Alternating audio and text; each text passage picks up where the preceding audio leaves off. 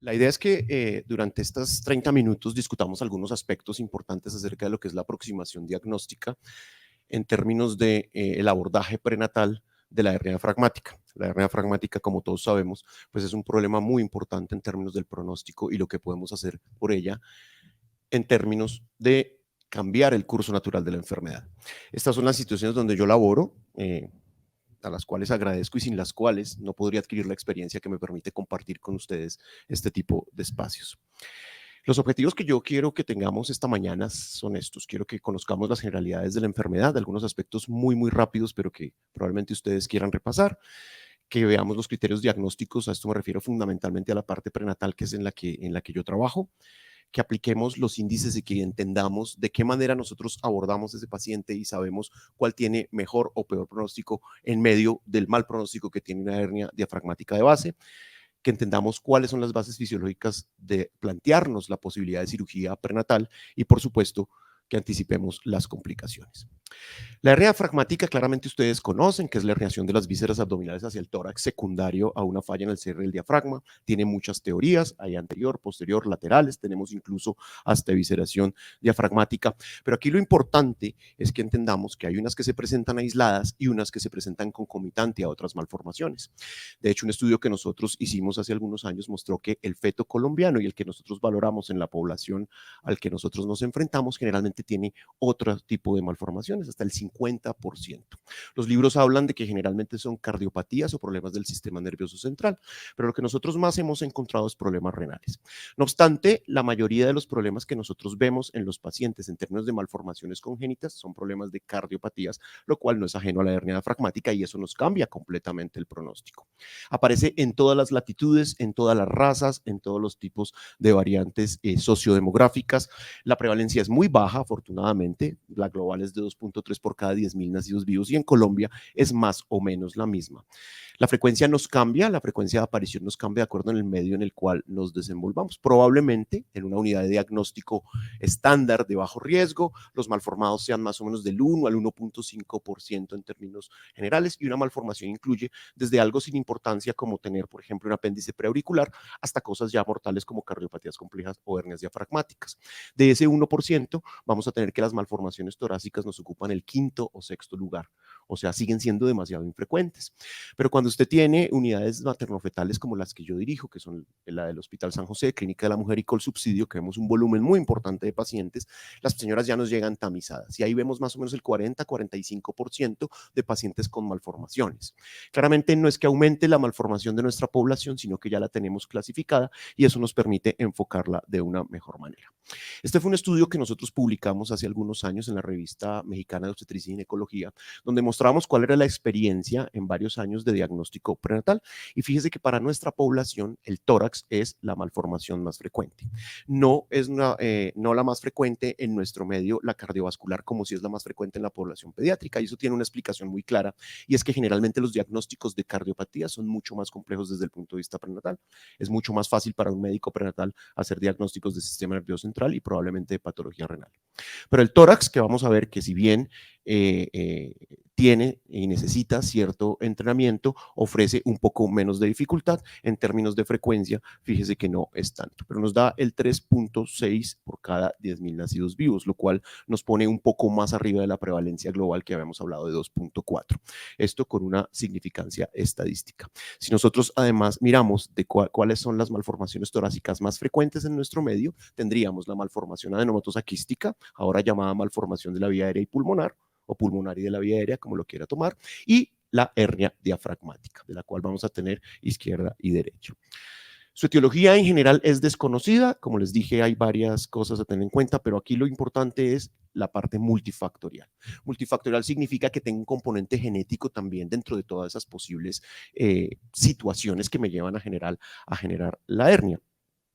Eso hace fundamentalmente que tenga que estudiar los pacientes. Son pacientes que tienen que anatómicamente estar tamizados a todo nivel y sobre todo tener un diagnóstico genético de certeza, porque no es lo mismo, como veíamos en la primera diapositiva, una hernia diafragmática aislada, sin malformaciones y con un feto con cromosomas normales, a que tengamos todo lo contrario, feto polimalformado, o que nos enfrentemos a una situación de aneuploidía. Esto es fundamental porque cuando tenemos el equipo multidisciplinario con cirugía pediátrica, esto nos cambia el enfoque del paciente y sobre todo el enfoque terapéutico. Más o menos el 60% de los casos, dicen la mayoría de los estudios, se diagnostican prenatalmente. ¿Cuándo los puedo diagnosticar? Tan temprano como el primer trimestre. Cuando hablamos en obstetricia de primer trimestre, en ecografía y diagnóstico prenatal, nos referimos a la ecografía de 11 a 13 más 6. Si algunas de ustedes o ustedes tienen hijos, se dieron cuenta que entre la semana 11 y 14 les hicieron una ecografía para tamizar el síndrome de Down. En ese estudio inicial que fue publicado en el año 98 por Kypros Nicolaides, no solamente se calculó el riesgo de aneuploidía, sino que él en más de 92,000 pacientes hizo diagnóstico morfológico en primer trimestre y encontró una tasa de detección superior al 92% y hernia diafragmática fue uno de los diagnósticos más frecuentes. Ahora, en el año 98 todavía no teníamos una perspectiva tan clara de lo que iba a ser la terapéutica de la hernia diafragmática, por lo tanto, el tener un diagnóstico temprano o no, no era relevante sino para la interrupción voluntaria del embarazo, más que para pensar en una perspectiva terapéutica. Por lo tanto, en la ecografía de detalle, ecografía anatómica, lo que los americanos llaman la comprehensive ultrasound, sí debemos buscar otro tipo de detalles. No ver el diafragma, ver las vísceras desplazadas hacia el tórax, ver el desplazamiento cardiomediastínico izquierda y derecha de acuerdo a donde lo tengamos, no identificar adecuadamente las siluetas pulmonares, son algunos de los signos directos e indirectos de la hernia diafragmática. Nosotros también nos apoyamos en la resonancia magnética prenatal. Este es un estudio que nosotros acabamos de publicar ahora en agosto. En el cual nosotros hicimos resonancia magnética dirigida para 3 tipos de malformaciones fundamentales. 1, sistema nervioso central; 2, displasias esqueléticas; y 3, tórax. La patología más grande que nosotros vemos y más frecuente que nosotros vemos en el tórax ya las discutimos, y entre ellas está la hernia diafragmática, pero como nosotros somos una unidad de terapia fetal, nosotros necesitamos planear la cirugía. 1, si vamos a hacer cirugía prenatal, o 2, si vamos a hacer cirugía de adaptación. Y la cirugía de adaptación consiste en mejorar la capacidad que tenemos de proteger la vía aérea y la oxigenación cerebral en un procedimiento que se llama procedimiento exútero intraparto o EXIT. Por lo tanto, para nosotros la resonancia magnética es fundamental para realizar esa planeación. Si ustedes se fijan, lo más frecuente que nosotros vemos nuevamente es alteraciones del sistema nervioso central, y la oxigenación se presenta secundaria, o sea, la alteración en la oxigenación me va a dar alteraciones secundarias del sistema nervioso central. Hay 2 situaciones que no son malformaciones intrínsecas de alteración en el sistema nervioso central, pero que me produce secuelas a ese nivel. 1, las cardiopatías congénitas. Claramente está establecido que la paciente con cardiopatía congénita o el bebé oxigena menos, inútero, y por supuesto va a tener secuelas neurológicas. Y el segundo grupo son las hernias diafragmáticas. Oxigenan menos, tienen una disfunción diastólica que va a ir variando a lo largo del transcurso del embarazo y terminan con oxigenación claramente menor. Aquí nosotros encontramos, fíjese que tuvimos 25 casos que incluimos en el estudio para hernia diafragmática, en el cual tuvimos el desarrollo de ese diagnóstico prenatal con una concordancia importante. La resonancia magnética no nos ilumina el diagnóstico, porque la resonancia magnética prenatal es un estudio que es dirigido. Es decir, yo hago la resonancia magnética cuando encontré un hallazgo y quiero ver qué otros complementos, ¿de acuerdo? Pero no hago la resonancia a cualquier feto a ver qué le encuentra el radiólogo. Esa es la limitante. La segunda limitante es la lectura de la resonancia. Nosotros con los años hemos aprendido a leer la resonancia, porque encontrar un radiólogo que tenga la preparación para leer resonancia fetal no es fácil, y a veces, como ustedes bien lo saben, no es lo mismo ser radiólogo de adultos y extrapolar los datos a un feto, o ser radiólogo de niños y extrapolar a un feto, porque son estructuras completamente distintas. Aquí encontramos la concordancia que nosotros tuvimos en términos del diagnóstico prenatal con digamos, porcentaje de acuerdo superior al 84% con lo que nosotros veíamos. No obstante, una ecografía bien hecha me da un porcentaje de acuerdo superior al 92%. Entonces, nosotros no hacemos la resonancia para esto, como les dije, sino para planear cierto tipo de intervenciones que vamos a hacer, como les voy a mostrar más adelante: desviación traqueal, manejo de los volúmenes pulmonares, o mirar otros hallazgos específicamente en sistema nervioso central. Los diagnósticos diferenciales los conocen ustedes mejor que yo, son todos estos, pero generalmente nos referimos a masas sólidas que me ocupan espacio. ¿Qué diferencia hay? Que cuando yo calculo el riesgo en la hernia diafragmática, yo calculo el riesgo con el pulmón contralateral a la hernia. Mientras que cuando yo calculo el riesgo con alguna de estas situaciones, específicamente las masas sólidas pulmonares, como sería, por ejemplo, la malformación anematosa quística tipo 3, lo calculo con respecto al volumen de la masa. Esa es la diferencia entre lo que es el LHR, al cual le vamos a dedicar un par de diapositivas, o el CBR, que es el índice volumen ratio, que se da también con la cabeza, que no son lo mismo y que funcionan de una manera diferente. Este es un estudio muy importante que me gusta a mí mucho. Hace muchos años fue publicado, lo publicó Michael Harrison, él es cirujano pediatra, ya está emérito, retirado en la Universidad de California, pero él nos comenzó a abrir el camino en lo que era la cirugía fetal. Los primeros estudios que él mostró para hernia diafragmática no solamente nos mostraban toda la observación del curso natural de la enfermedad en los años 80, donde definitivamente la mortalidad era superior, sino que nos fue mostrando cómo iba introduciendo las posibilidades terapéuticas. Aquí solamente quiero que ustedes miren los porcentajes que él encontró de sobrevida y de alteración.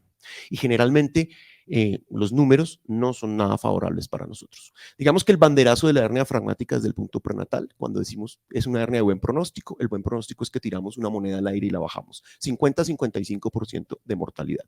Ahora, este feto generalmente no se muere en el abdomen materno, generalmente se muere al nacimiento de hipoplasia pulmonar o de hipertensión pulmonar, y por supuesto el tratamiento que nosotros le ofrecemos pues depende de lo que seamos nosotros capaces de prevenir esas dos complicaciones y después de la adaptabilidad que tenga el feto ya neonato a la cirugía definitiva que le vamos a ofrecer. Todo esto es lo que nosotros buscamos en este tipo de pacientes. Claramente, si es una paciente o un feto que tiene un defecto cromosómico, pues no va a ser candidato para este tipo de situaciones. Y de hecho, en este país, pues las señoras tienen derecho a hacer interrupción voluntaria al embarazo cuando así lo desean.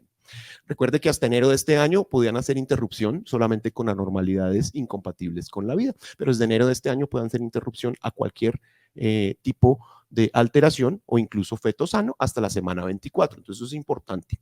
Estemos o no estemos de acuerdo con esa sentencia del año 2006, es nuestra obligación contársela a la paciente. Nos obliga a la Secretaría de Salud y es obligación incluirla en la historia clínica. Le dijimos a la señora que existe la sentencia y la señora pues acepta o no acepta. Eso ya es una situación personal. Es importante porque recuerden que ahora los derechos de salud sexual y reproductiva de las mujeres hacen que prime esa situación y que debamos nosotros incluirla dentro de este punto. Esta es la mortalidad que presenta la hernia diafragmática cuando es de buen pronóstico, 33% postnatal, prenatal, cuando encuentro alguna alteración importante asociada, 48%, lo que les decía, el 50%, como para que se lo aprendan. Y antes de 25 semanas, el 60%, cuando tenemos polimalformaciones. Como les dije, salvo que tengamos esas polimalformaciones concomitantes, el feto no se va a morir, o sea, no se va a ovitar, el feto va a nacer. ¿De acuerdo? Y son fetos que nacen de buen peso, que tienen ciertas condiciones características, entonces cualquier muerte es dolorosa, pero de un feto que generalmente las mamás no le ven nada por fuera, pues es mucho más doloroso. Eso es importante que lo entendamos en ese tipo de situaciones. Pero tal vez uno de los riesgos más grandes, aparte de lo que vamos a discutir del índice pulmón-cabeza, es cuando tenemos el hígado arriba. Y la razón es que es una víscera sólida que me ocupa más espacio, por lo tanto el desarrollo pulmonar va a ser mucho más retrasado. Si nosotros tenemos LHR inferiores a 0.6, la mortalidad es del 100%. Por lo tanto, es uno de los factores más importantes y seguramente es la indicación más importante cuando vamos a llevar este feto a una indicación prenatal.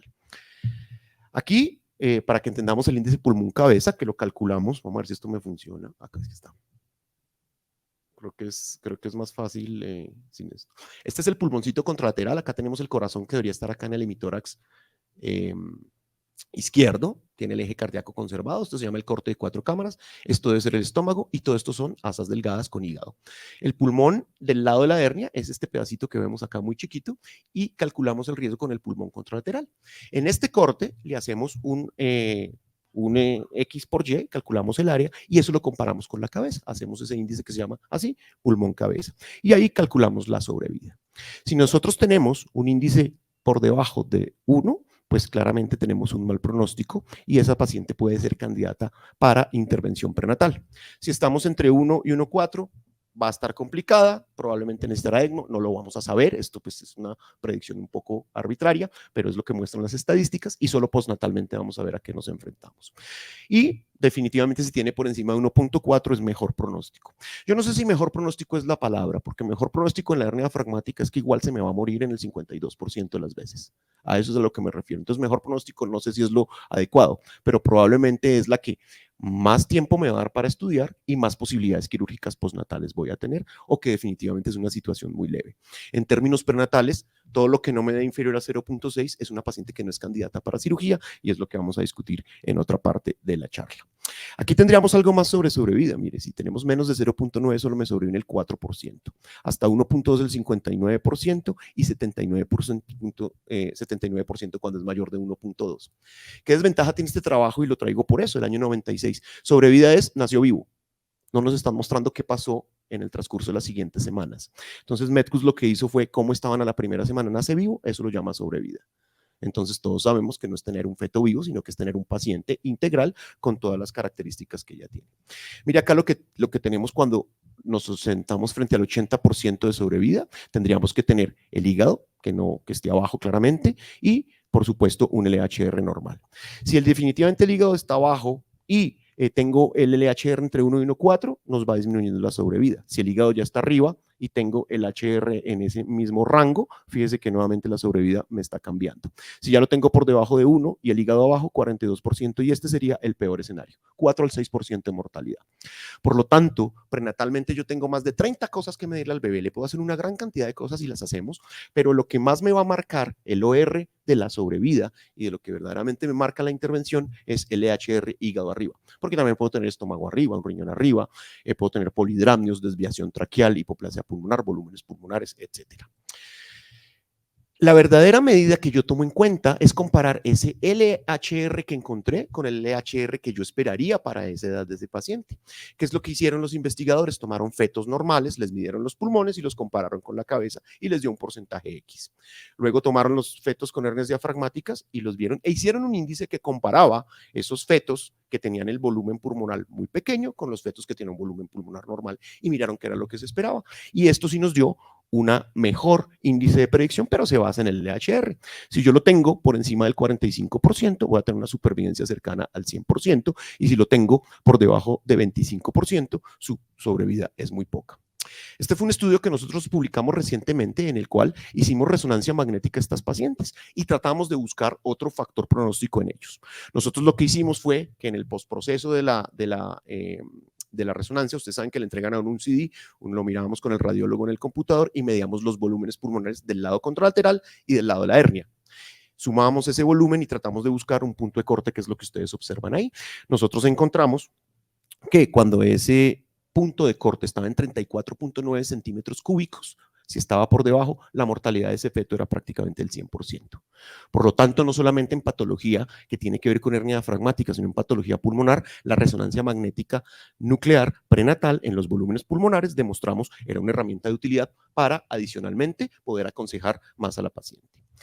El valor del hígado arriba es fundamental, como ya le dije, este es uno de los estudios más clásicos de hígado arriba, publicado en el año 2010, donde se encontró que casi todos los fetos, sin tener en cuenta o teniendo en cuenta solamente como factor independiente del hígado arriba, la hipoplasia pulmonar iba a ser mucho menor, por lo tanto la sobrevida iba a ser muy mala. En este punto es donde incluimos el hígado arriba como uno de los factores más importantes. Este es el grupo latinoamericano para estudio de hernia diafragmática en Latinoamérica, al cual nosotros pertenecemos y tuvimos la oportunidad de publicar este artículo en Prenatal Diagnosis del año 2019. Aquí fundamentalmente lo que nosotros queríamos era ver cómo se comportaba la hernia diafragmática en los países latinoamericanos comparado con los países europeos y norteamericanos.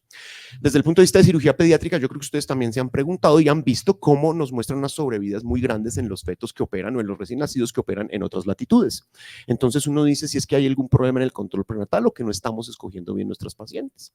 Lo que nosotros encontramos acá, incluyendo 144 fetos de toda Latinoamérica, pero en el cual hubo 28 fetos colombianos, nosotros encontramos dos cosas importantes. Uno, nuestra población es mucho más enferma en términos de malformaciones asociadas. No sé por qué, pero eso fue lo que encontramos. Y dos, nuestros LHRs se comprueban con un punto de corte mucho más alto. Vimos que el 45% en el observado sobre el esperado era el que nos ofrece el mundo para una sobrevida un poco mejor, probablemente superó al 68%.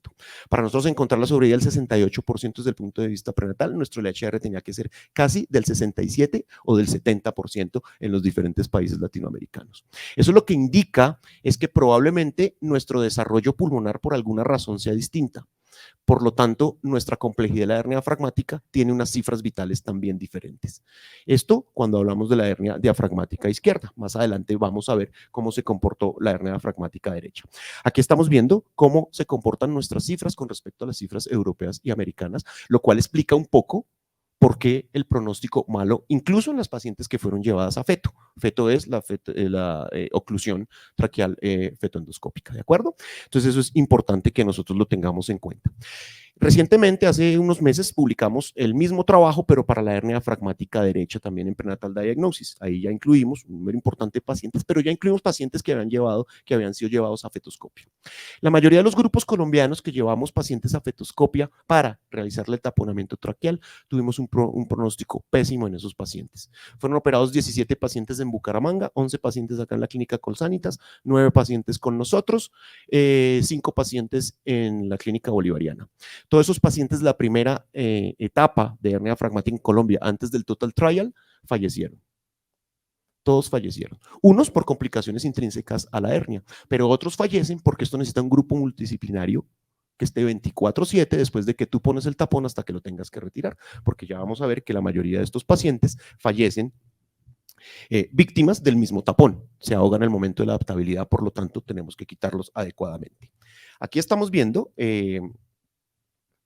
cómo enfocamos nosotros la terapia prenatal. La terapia prenatal tiene varios matices. Hay algunas patologías que tienen manejo médico, unas patologías que solo se observan y otras patologías que se intervienen. La primera vez que hablamos de terapia fetal en hernia diafragmática fue en el año 86. Michael Harrison en la UCLA, lo mencioné, donde hace el primer intento de cirugía fetal abierta. Curiosamente, él lo presenta en el Congreso de Cirugía Neonatal y posteriormente en el Congreso de la Sociedad de Medicina Materno-Fetal Americana en el año 87. Dice que el caso fue exitoso llamado que lo pudo hacer y el bebé salió vivo, pero el bebé posteriormente tuvo parto pretérmino y se muere. Entonces, el éxito de las cosas no generalmente es que yo pueda tener el éxito en que pude poner mi sutura, sino el éxito en que tenga la sobrevida del verdadero objetivo que yo tenía. En el año 86 todavía no tenía los factores pronósticos ni ecografías tan de alta resolución que me permitían valorar verdaderamente la importancia de la hernia, y en el año 93 el Instituto Nacional de Salud patrocina un estudio específico para mirar qué se hacía. Ellos inicialmente lo que planteaban era ponerle un nudo a las tráqueas de los pollos, y eso mostró que los volúmenes pulmonares mejoraban porque el fluido pulmonar nos estaba yendo hacia el líquido amniótico. Eso fue, digamos, el primer principio de entender qué era lo que íbamos a hacer con el tapón traqueal, porque también hay que entender que el tapón traqueal no me está ayudando a la hernia diafragmática. La hernia diafragmática solamente la van a quitar ustedes al momento del nacimiento. El tapón traqueal lo que me da es paciente, tener pulmón, tener menos hipertensión pulmonar, en teoría, porque vamos a ver que la lesión que puede producir contraproducente a la hipertensión que se presenta en el alvéolo por el tapón traqueal, también va a ser un barotrauma importante que me cambia completamente las situaciones. Hasta el año 98 ya se piensa ya no en un nudo, sino que definitivamente cuando iban a mirar la fibrosis, quitaban el nudo, pero no volvía la tráquea a su normalidad, entonces los féticos igual se morían. Entonces luego piensan en poner un clip, y con el clip pasaba exactamente lo mismo, ya había una fibrosis en el anillo traqueal, por lo tanto el feto se iba a morir ahogado. Entonces ahí fue cuando se piensa inicialmente en un estudio de casos y controles donde se mostrara cuáles fetos eran candidatos o no para llevarlos a estas condiciones, y es lo que ustedes ven ahí en términos de las pacientes que excluían y que incluían, y que no dista mucho de las indicaciones que nosotros tenemos en la actualidad. En el año 2001, a mi conocimiento, se hace la primera oclusión traqueal con un tapón traqueal, que es un baloncito, para que ustedes se lo imaginen. Imagínense una sonda de Foley muy parecida con la que se hacen las hemodinamias de los niños, de los chiquitos, solamente que el taponcito tiene que soltar. No es como cuando hace una hemodinamia, cuando hacemos, por ejemplo, hay un procedimiento en fetos para dilatar las estenosis aórticas críticas, entonces uno mete el balón, lo dilata y pues luego se va uno con el balón, ¿cierto? Pero aquí no necesita que el balón se quede taponado, luego se necesitaría un aparato o un elemento más especial. Estas fueron las primeras fetoscopias que se hicieron, que se hacían con una laparotomía, sacábamos el útero y sobre el útero es que hacíamos la fetoscopia. Esto de mínimamente invasivo pues no tiene nada, ¿no? Es una laparoscopia sobre un útero afuera en una laparotomía, que es como se hace ahora la fetoscopia para corrección de mienomeningocele. Eso no es nada mínimamente invasivo, eso es completamente invasivo. Pero así era como se hacía, ahorita la hacemos pues con una fetoscopia cerrada. La idea es colocar un tapón en la carina y eso debe impedir que salgan los fluidos pulmonares, por lo tanto el pulmón va a tratar de desarrollarse un poco más y va a dejar o va por lo menos a pelear un poco más contra esa hipoplasia pulmonar. Este es el tapón traqueal, en la foto de arriba a la derecha está como viene, ahí lo que hacemos es sacarlo de esa cajita, es súper chiquito, uno se lo imagina más grande de lo que es, fíjense que esa es una aguja de insulina más o menos, para que se imaginen el tamaño. Ahí lo que hacemos es probarlo antes de armar, sacamos el alambre, que es un alambre similar al que ustedes sacan para un catéter central, una guía, montamos el alambre y eso es lo que pasamos a través de la guía fetoscópica, luego que tenemos la ubicación del lugar específico. Escogemos dónde ponemos el fetoscopio, generalmente usamos la literatura de fetoscopios de 1 milímetro, yo uso fetoscopios de 2.4 milímetros, que es el que uso para todo, porque acá pues no nos podemos dar el lujo de tener un fetoscopio para cada bebé, menos cuando esta es una patología de la cual solamente tenemos 3.7 por cada 10.000. Entonces no podemos tener en nuestro medio un fetoscopio para cada tipo de patología fetal porque no sería costo efectivo. Y fíjense que ahí el esquema nos está mostrando cómo canalizamos, cómo hacemos la laringoscopia, nos metemos luego, pasamos las cuerdas bucales, llegamos hasta la carina y en ese punto ya vamos a ubicar el balón traqueal. Ahí le estamos haciendo una fotocopia real, hay una fetoscopia real, llegamos ahí a la carina, identificamos la carina, ahí lo que yo tengo que devolverme es un poquito para lograr tener espacio para poder inflar el balón y verlo. Ahí ya estoy pasando el balón, que fue el que armamos con el alambre. El alambre debe tener por unos 45, 47 centímetros y lo estoy pasando a través de un fetoscopio que debe estar entre 18 y 24 centímetros. Ya tengo donde meterlo y lo estoy inflando. Lo inflo con el centímetro cúbico de la jeringa que estábamos viendo ahí. ¿De acuerdo? Esa jeringa era de 5. La aguja es la que es de insulina. Lo que hice ahí fue probar, porque después de que uno tenga el tapón puesto, ya uno no puede, acá no hay sino un chance. Si se te revienta o dañas el tapón, pues estamos perdiendo $5,000 del tapón, no en la paciente, del tapón, pues eso es lo que vale, como 6 millones de pesos, entonces, y más el resto de cosas, ahí lo estamos inflando.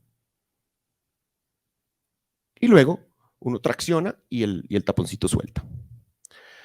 Luego tenemos que quitar el tapón cuando se acerque el momento del parto, porque si no el bebé se va a morir con un cuerpo extraño en la tráquea. ¿De acuerdo? Entonces, inicialmente se planteaba esto, que era un EXIT, el procedimiento exútero intraparto. Esta no es una foto nuestra, esta es una foto de los gringos. Como ustedes ven, ellos son supremamente invasivos, no solamente para quitar el tapón le hicieron la laringoscopia, la biolaringoscopia, sino que también le hicieron la incisión en el cuello, ¿cierto? Nosotros hacemos EXIT hace más o menos 20 años. Este es un estudio que publicamos en el Journal de Cirugía hace un par de años, con una primera serie de 69 casos, algunos por hernia fragmática. No solamente para quitar tapón, sino también para acomodar. Acá tenemos otros casos que hicimos. Este fue un caso de EXIT en el que ayudamos en Perú a instaurar el protocolo y otros casos de hidrotórax. Aquí lo importante que yo quiero que ustedes recuerden es que la hernia fragmática es la causa por la que más manejamos vía aérea. Aquí no solamente lo hicimos para quitar tapón, sino para manejar desviaciones traqueales. Recuerde que después de 5 minutos de que estemos nosotros reanimando un feto, se le comienzan a morir las neuronas. Entonces ya vamos a tener un recién nacido con un pronóstico neurológico muy malo. Aquí nosotros garantizamos que la hipoxia se disminuya a su mínima capacidad y la llevemos casi al 4 a 6%, que es lo que tenemos de riesgo todos los seres humanos in útero de venir con alguna raya y terminar acá siendo médicos. Al final del ejercicio, esto fue la última estadística que sacamos hace, no sé, como 7 meses, ya teníamos 204 casos de EXIT manejados y ahorita creo que tenemos unos 45 más. Incluso este fue un caso de EXIT que planteamos para gemelos monocoriales que no había sido publicado en el mundo, porque generalmente el manejo de los monocoriales implica el manejo de la placenta. Aquí lo hicimos con un doble manejo quirúrgico, que mientras monitorizábamos el feto que está dentro para evitar sangrado en el feto que están haciendo, podíamos intubar el feto que venía con la hernia fragmática que ustedes ven ahí muy bien. Adicionalmente, acá les estoy mostrando en la de abajo cómo medimos nosotros la desviación de la tráquea. Inicialmente, como les dije, en la resonancia magnética nuclear, pero hicimos un estudio que aquí está publicado también, en el cual lo planteamos en la ecografía prenatal. Nos evitamos un poco los costos y el no tener una experiencia en resonancia magnética nuclear. Luego, definitivamente, hay que quitar el tapón. Ya no hacemos EXIT para quitar el tapón, hacemos una fetoscopia, igual que como hicimos la otra, llegamos al tapón y metemos una pinza tomamos el tapón y nos vamos todos de acá. También me puedo evitar esto de hacer una ecografía. Hago la ecografía, busco el tapón y meto una aguja, se la meto en el cuello al bebé y la reviento. Y ya el bebé pues vomita su taponcito. Yo prefiero sacarlo, porque si todo lo que hice y sigo traumatizando al bebé, este ya es un bebé de 34 semanas, ya le duele, lo tendría que chuzar para paralizarlo, chuzar para quitarle el dolor, chuzar para alejarlo y luego chuzarle para reventarle el tapón. Entonces prefiero una sola anestesia fetal, le jalo el tapón y todos felices. Y el bebé, acuérdense que es un paciente, así no haya nacido, por lo tanto merece todo lo que nosotros podamos hacer por él. Los resultados iniciales del feto. El peor, le subimos el 6% al 50%. Claro, en términos generales, el tener un bebé que se nos iba a morir en el 94% y ahora ofrecerle el 50%, ahora estamos hablando de hace 10 años porque ya tenemos el total trial. Cuando yo recién hice mi fellow de cirugía fetal hace unos 14 años, no teníamos total trial. Yo llegué a Colombia, montamos el programa de los taponamientos, hice los que le acabé de comentar, pero no teníamos el total trial, que lo que hizo fue aleatorizar los pacientes, en unos dejarlos en observación y en otros ponerles tapón traqueal y ver qué pasaba, como todos los estudios en cirugía fetal que tienen que tener un estudio aleatorizado que nos ayude claramente a tomar esa decisión.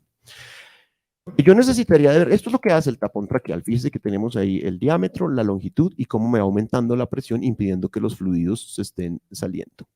Lo que yo verdaderamente necesitaría para evitar ese barotrauma es esto, tener un tapón traqueal inteligente que ojalá me permita sacar los fluidos a veces y otras veces no. Tengo que calcular matemáticamente la producción del fluido para que no haya barotrauma ni sobre los alvéolos y que no haya más posibilidad de hipertensión pulmonar al nacimiento, porque se ha encontrado que esos sobrevivientes pueden tener hipertensión pulmonar igual o peor a la que nos estábamos enfrentando. Por lo tanto, ahorita se está planteando en Lovaina, el grupo de Jan Diprés, con un colega nuestro venezolano, mexicano, que se llama Basurto, un tapón que tiene un chip en el cual lo meten dentro del resonador y activan los electrones, y los electrones, al pasar por el cuerpo, prenden el adminículo y lo abren, que es eso que estamos nosotros viendo ahí. Entonces permitiría que los fluidos salgan, vuelve y lo prende el resonador, se cierra, la señora se va y vuelve a los 8 días. Lo que se está planteando en el estudio es ver de qué manera nosotros podemos manejar esa presión intraalveolar para tratar de mejorar mucho más el pronóstico. ¿Cómo me devuelvo? Listo. Que si esto tiene complicaciones, ¿eso no corrió? Javi, mírame a ver si encima. No, quedó foto. ¿Qué complicaciones tiene la fetoscopia? No es un procedimiento Mickey Mouse, es un procedimiento para hacerlo en un contexto quirúrgico. Hay algunos sitios del mundo donde se hace con anestesia local, en un consultorio, por ejemplo en Querétaro, ahora el centro que se trasladó a Guadalajara. Sin embargo, nosotros lo hacemos en un medio quirúrgico de quirófano, como cualquiera de ustedes. Damos una anestesia total al bebé. Yo prefiero la anestesia a través de la mamá, pues para no chuzar tantas veces al bebé, ¿no? Porque yo puedo meterle una agujita y chuzarlo, pero pues no tendría mayor sentido. Le haría 4 huecos a la membrana amniótica y ya les voy a mostrar qué pasa con esos huecos. Riesgos, todos, mire, ruptura de membranas hasta 30% de los casos, parto pretérmino hasta el 17% de los casos, hemoperitoneo, hasta el 2% de los casos, ascitis amniótica, 4% de los casos. Ahí iba a mostrar un video en el cual, si ustedes se fijan, vamos a ver si esto puedo por fin manejarlo. Si ustedes se fijan, esta es la placenta, mierda.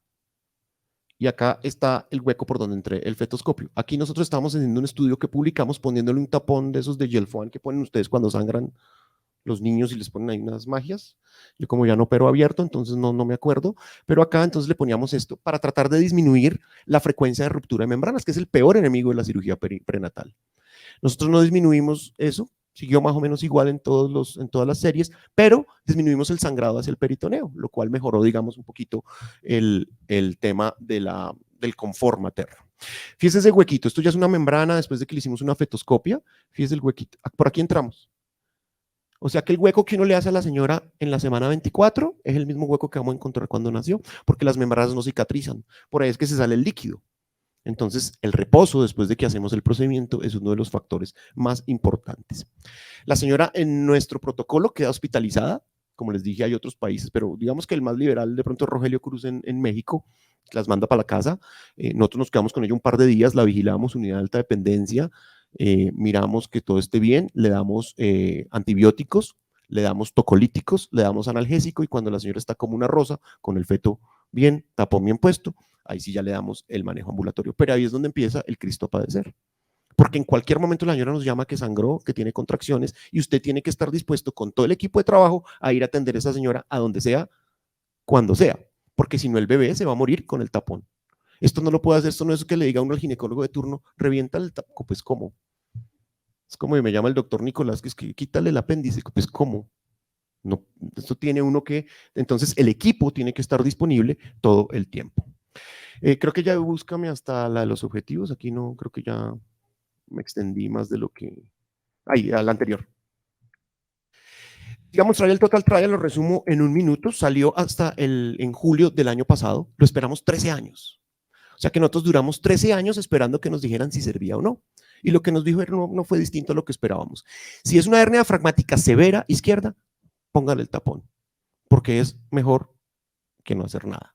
Pero si es moderada a leve, no le haga nada porque da exactamente lo mismo. Eso es lo que nos dice el Total Trial en términos de supervivencia. Pero lo esperamos 14 años. Nosotros suspendimos el programa de hernia fragmática porque yo cuando llegué de Estados Unidos dije, esto ya va a salir en el 2011, luego empecemos esto, en el 2011 tenemos la respuesta. En el 2012 o 13 suspendimos el programa, lo volvimos a abrir en julio del año pasado con Total Trial. No hemos operado sino una sola señora. ¿De acuerdo?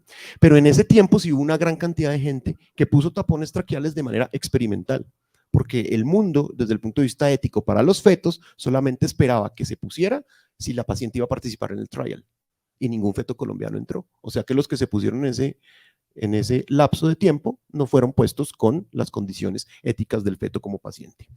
Creo que me iría muy satisfecho ahorita a trabajar si cumplimos estos objetivos. Conocer las generalidades, creo que sí. Aprender estos criterios diagnósticos, sobre todo que entendamos que es una patología muy, muy mala. Creo que las que uno tiene desde el punto de vista prenatal, podría decir, y con posibilidad de terapia, creo que es la peor y a la que menos le ofrecemos, porque personalmente, en mi experiencia, el tapón traqueal, ofrecerle a la señora, volver uno al mal pronóstico que tenía de entrada, es una oportunidad, claramente, pero sigue siendo muy malo, ¿cierto? Esto no es como cuando le dice uno a la señora, tiene un hidrotórax, voy a ponerle un tubo de tórax, inútero, claramente, y el bebé me va a salvar en el 90% de los casos, ya no se va a morir en la barriga, y menos afuera. Yo le estoy diciendo a la señora, tu bebé es posible que sobreviva en el 52, 53, 60% de los casos. Si no se me muera en el camino por otra cosa, si no se me estalló el tapón, si no se murió, si no le necrosé la tráquea, si no le hice otras cosas.